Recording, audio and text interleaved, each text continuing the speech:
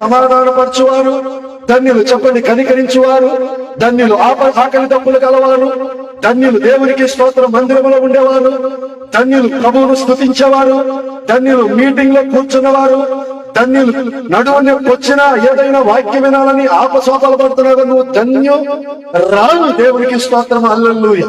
కాబట్టి ఈ ధన్యత దేవుని మనకు వచ్చింది. కాబట్టి పేతురుని అంటున్నాడు, పేతురు నీవు ధన్యుడు అయ్యా. ఏమిటి పేతురు ధన్యత అంటే, యేసు ప్రభు ఎవరో పేతురు తెలుసుకున్నాడు. నీ ధన్యత నా ధన్యత ఏమిటంటే, యేసయ్య ఎవరో మనము తెలుసుకుందాము కాక. యేసయ్య ఎవరయ్యా అంటే, యేసయ్య సర్వాధికారి అయిన దేవుడు. నిరంతర స్తోత్రాలు కూడా చెప్పండి, కూడా దేవుడు నామని మహిమించి. రోమాపత్రిక 9:5 చదవండి. ఆయన సర్వాధికారి అయిన దేవుడు అయ్యుండి నిరంతరము స్తోత్రాలు కూడా.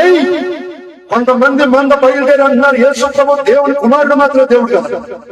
తప్పు. దేవుడి కుమారుడు యేసయ్యే, దేవుడు కూడా యేసయ్యే.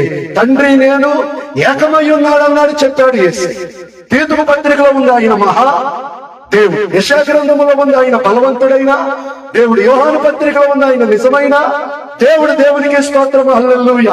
కాబట్టి ఈ రాత్రి నేను మీతో చెప్తున్నాను, యేసుక్రీస్తు సర్వాధికారి అయిన దేవుడు. అందుకే శతాధిపతి అన్నాడు, నాకన్నా నేను రమ్మంటే వచ్చేవాడు ఉన్నాడు, పొమ్మంటే పోయేవాడు ఉన్నాడు, గాని నాకంటే నీవే సర్వాధికారి అయ్యా.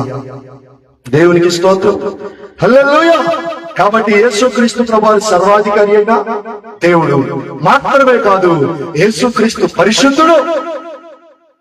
బైబిల్ చెప్తుంది, యెహోవానైన నేను పరిశుద్ధుడు కనుక చెప్పండి మీరును పరిశుద్ధులై యుండు. దీనికి నెరవేర్పుగా యేసయ్య చెప్పాడు, నా యందు పాపం ఉన్నదా అని మీలో ఎవడైనా రుజువు చేయగలడు.